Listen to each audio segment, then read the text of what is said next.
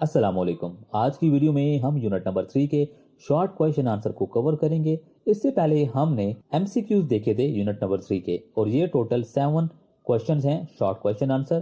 तो चलिए शुरू करते हैं। क्वेश्चन नंबर 1 की बात करें तो contrast between website and web application, कि वेबसाइट और वेब एप्लीकेशन क्या होती हैं। वेबसाइट को अगर देखा जाए, a website consists of a static pages that display content such as text, images and videos. की वेबसाइट एक स्टैटिक पेजेस होती हैं जिसके अंदर, और वो डिस्प्ले करता है आपको कंटेंट का। कैसा कंटेंट डिस्प्ले करता है? कोई टेक्स्ट होगा, कुछ इमेजेस होंगी या फिर कुछ वीडियोस होंगी। It is mostly informational and does not involve much user interaction. के ये जो पेजेस होते हैं ये अक्सर इंफॉर्मेशन वो देते हैं, मोस्टली इंफॉर्मेशन होते हैं, मगर इसका जो यूजर इंटरेक्शन है वो बहुत कम होता है। एग्जाम्पल के नाम पे मतलब न्यूज वेबसाइट या ब्लॉग। अब न्यूज वेबसाइट आपने देखी होंगी, वहां पे आर्टिकल्स लिखे होते हैं, टेक्स्ट पे होता है, वीडियोस कुछ मेंशन होती हैं और ज्यादा कुछ नहीं होता।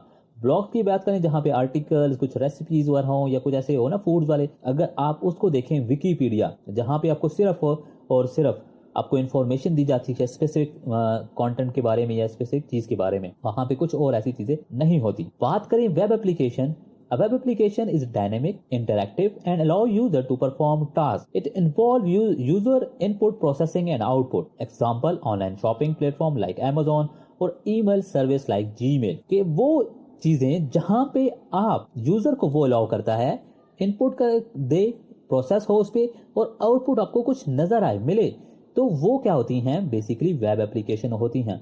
और लाइक Amazon, आप कुछ परचेजिंग कर रहे हो, Gmail जहां पे आप सर्विसेज यूज करके आप ईमेल सेंड कर रहे हो। और यहाँ पे एग्जांपल के तौर पर देखें, वेबसाइट में might be a cooking blog showing a recipe. ठीक है, कि आपको एक ब्लॉग हो सकता है जहां पे जस्ट सिंपल रेसिपी लिखी हुई है और आपने वो पढ़ के याद कर लेनी है या नोट कर लेनी है। वेब एप्लीकेशन क्या हो सकती है? Online food delivery services, user order meals. अब ये वेब एप्लीकेशन है जहां पे आप कुछ टास्क परफॉर्म करके कुछ आउटपुट मिल रहा है। Question number 2, what is HREF refer to and how to use it, कि इसको ये किस चीज के रेफर करता है और इसका इस्तेमाल क्या है। HREF attribute is used in HTML, basically HTML में यूज होता है टू स्पेसिफाई द URL।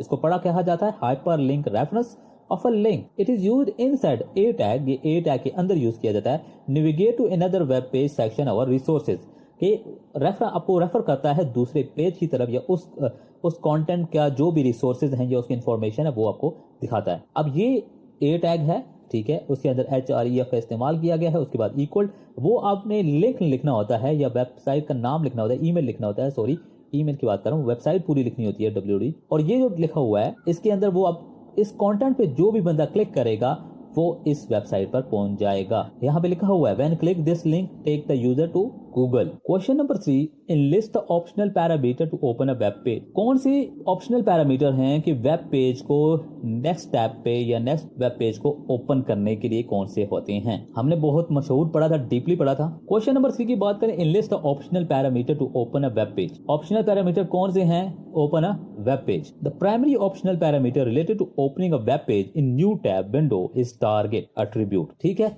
और हम ये ए टैग के अंदर यूज करते हैं, जैसे कि HREF हाइपरलिंक रेफरेंस। यहाँ पे हम वो वेबसाइट लिखते हैं, जब उस बंदा उस चीज पे क्लिक करेगा तो वो उस पर्टिकुलर वेबसाइट पर चला जाएगा। उसके बाद हम टारगेट की एट्रीब्यूट्स यूज करते हैं और उसमें हम अंडरस्कोर ब्लिंक या फिर ब्लिंक या सेल्फ का इस्तेमाल करते हैं। अब अंडरस्कोर ब्लिंक का क्या मतलब है? Open in new tab, open the link in a new tab over window.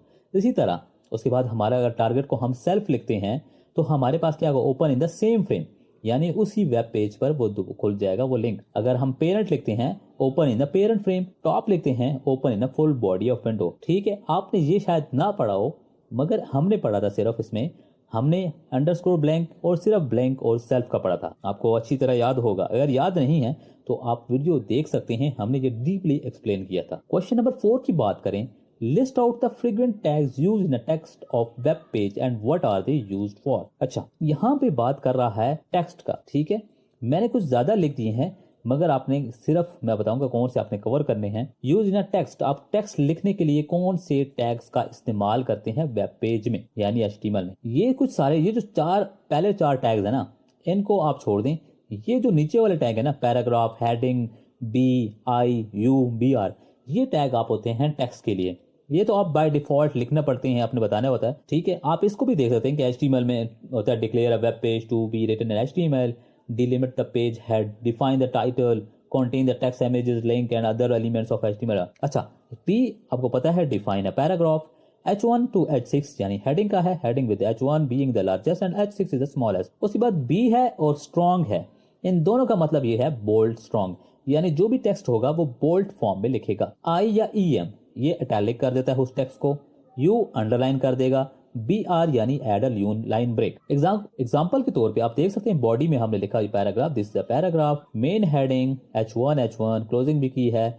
उसके बाद हमने B का टैग लगाया है, बोल्ड टेक्स्ट कर दिया और हमने यहाँ पे क्लोज भी कर दिया। इसी तरह एंड ऐसे कैसे ही नॉर्मल लिखा आएगा, आई इटैलिक टेक्स्ट लिखा आ जाएगा वो आई फॉर्म में, और हमने फिर नेक्स्ट लाइन कर दी BR का टैग इस्तेमाल करके। Question number 5, explain the role of body tag pair in document. कि बॉडी का टैग पेयर का क्या काम है या रोल क्या है। The body tag define the main content of an HTML document that is visible to user. Main content आपका बॉडी में ही लिखा जाता है। अब तक तो आपको अच्छी तरह के समझ आ गया कि बॉडी में हम क्या क्या लिख सकते हैं। It contain elements like text, images, links, scripts and other web page content. जैसे कि ये मैंने एक लिखा हुआ है कुछ बॉडी के अंदर, मैंने हेडिंग लिख दी, पैराग्राफ लिख दिया, हेडर में लिख दी वेलकम टू माय वेबसाइट, उसके this is the main content of web page. और यहाँ पे देखें everything with in the body tag heading paragraph will appear on the browser. बिल्कुल कि बॉडी के अंदर जो चीज भी आप लिखेंगे वो आपके ब्राउजर पे दिखेगा। आप हेड के अंदर टाइटल आपको पता है कहाँ पे दिखता है, और बाकी चीजें जो हैं बॉडी के अंदर जो लिखते हैं वो मेन चीज होती है और वो आपके ब्राउजर पे डिस्प्ले होगा। Question number 6, how the event based code is used in JavaScript. Event based code कैसे इस्तेमाल होता है जावास्क्रिप्ट में। इवेंट उसको कहा जाता है कि कोई भी काम परफॉर्म हो रहा हो, कोई भी काम हो रहा हो, कोई भी एक्शन हो रहा हो। Event based code in JavaScript allow you to perform actions, user interact with the web page like clicking a button, hovering over an element और सबमिटिंग अ फॉर्म। यानी आप क्लिक करते हो, फॉर्म सबमिट करते हो, प्ले करते हो, ये सारे एक्शन परफॉर्म हो रहे हैं। इसी तरह ये देखें जावास्क्रिप्ट में क्या होता है, button on click show message, ठीक है, क्लिक मी। अब यहाँ पे एक बटन बना होगा, ठीक है, उसके अंदर क्या लिखा होगा, ये मैंने गलती ये की है कि आपको एक डिस्प्ले दिखा देना चाहिए था ताकि आपको अच्छी तरह और समझ आता। यहाँ पे लिखा होगा क्लिक मी। जब कोई भी क्लिक करेगा तो ये जो शो मैसेज का फंक्शन हमने यहाँ पे बनाया हुआ है वो शो हो जाएगा, यानी वो यहाँ पे रिक्वेस्ट जाएगी और ये अल्टर करके बटन क्लिक, तो यहाँ पे आपको क्या होगा, एक नोटिफिकेशन टाइप सा शो होगा जिस पे लिखा होगा आपने बटन क्लिक किया हुआ है। यानी जब तक आप क्लिक नहीं करेंगे, कोई एक्शन परफॉर्म नहीं करेंगे, वो काम नहीं होगा। उसको कहा जाता है इवेंट बेस्ड कोड, कि जब इवेंट कहा जाएगा या इवेंट परफॉर्म होगा तब वो काम होगा। On clicking is an event that trigger the show message function when the button is clicked, कि वो ट्रिगर होगा शो मैसेज वाला फंक्शन जब बटन क्लिक होगा। Question number 7, about external CSS, where are external CSS generally used. External CSS क्या है या वो कहाँ पे इस्तेमाल होती हैं। External CSS refer to style that are store in a separate .cc, कि वो रेफर किसको करता है, स्टाइलिंग, और वो स्टोर होती है सेपरेट एक फाइल होती है जो कि एक्सटेंशन उसकी क्या होती है, .css file, and link to the HTML document. और आपने कोई भी डॉक्यूमेंट को स्टाइल करना है उसको आपने लिंक कर देना है उस CSS फाइल के साथ। It is used to maintain consistency and reusability of style across multiple pages, ठीक है।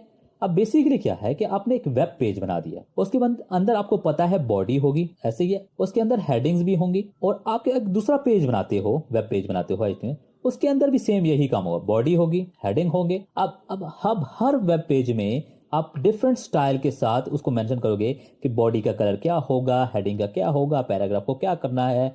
तो बजाय आप इसके कि हर वेब पेज में उसको मेंशन करना, आप एक एक्सटर्नल CSS फाइल बना लेते हैं, ठीक है, CSS फाइल बनाते हैं, उसमें आप लिख देते हैं कि बॉडी का कलर क्या होगा, ठीक है, पैराग्राफ का कलर क्या होगा, हेडिंग का क्या होगा, और इस फाइल को मैं इसमें भी इन लिंक कर देता हूं और इस फाइल को इसमें भी लिंक कर देता हूं। जब भी ये वेब पेज खोलेंगे वो वहां से रेफरेंस होगा, यानी वो इंपोर्ट होगा, उसका सारा स्टाइल कॉपी होगा, वो उस तरह से पेज दिख जाएगा। अब इसका फायदा ये है कि आपके पास, अभी तो आप एक पेज बना रहे थे ना, अगर आप जब वेबसाइट बनाते हो तो वो आपके पास 10, 15, 20 पेजेस होते हैं, डायनेमिक होता है, बार बार पेजेस चेंज हो रहे होते हैं। तो आप एक स्टाइल मेंटेन करने के लिए आप एक्सटर्नल CSS फाइल बनाते हो। External CSS is use in website where multiple pages share the same design. कहा ना कि मल्टीपल पेजेस जब बनते हैं और वो सेम डिजाइन अपने पूरी वेबसाइट का होता है, तो वो आप मल्टी उसके लिए आप CSS का इस्तेमाल करते हो ताकि वो एक ही स्टाइल सारी वेब पेज पे यानी सारे जो भी वेबसाइट हो पूरी उस पर अप्लाई हो सके। आपको समझाने के लिए मैंने देखें ये आपने CSS फाइल में आप कोड ऐसे लिखोगे स्टाइल,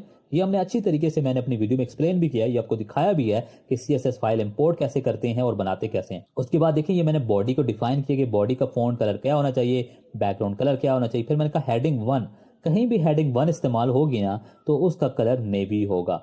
ऐसा ही है। अब वो डॉक्यूमेंट पेज है जहां पे मैं लिंक करना चाहता हूं। देखिए मैंने लिंक लगाया हेड के अंदर, ठीक है, स्टाइल शीट, रेफरेंस कहां लगाया, स्टाइल डॉट शीट। जो मेरी फाइल का नाम होगा CSS फाइल का वो मैं यहाँ पे रखूंगा। यहाँ पे कुछ भी रख सकते हैं। बॉडी में अब देखिए हेडिंग है, अब इस हेडिंग का कलर क्या होगा, नेवी कलर होगा, क्योंकि मैंने स्टाइल में CSS की फाइल में डिफाइन किया हुआ है कि कलर हेड 1 का क्या होना चाहिए, नेवी होना चाहिए, तो इसका कलर क्या होगा, नेवी होगा। The link tag connect the external style sheet style.css to the web page, change made in CSS file while apply to all link pages। समझ गए? तो ये फायदा होता है CSS एक्सटर्नल लिंक का। अगर इनमें कोई भी कंफ्यूजन हो, अगर आपको लगता है मैंने क्वेश्चन सॉल्व गलत किया है तो आप मेरे साथ शेयर कर सकते हो, और आपको कोई कंफ्यूजन है तो आप हमसे डायरेक्टली राब्ता कर सकते हो व्हाट्सएप पर, या फिर कॉमेंट में आप अपना क्वेश्चन छोड़ सकते हो। Thank you.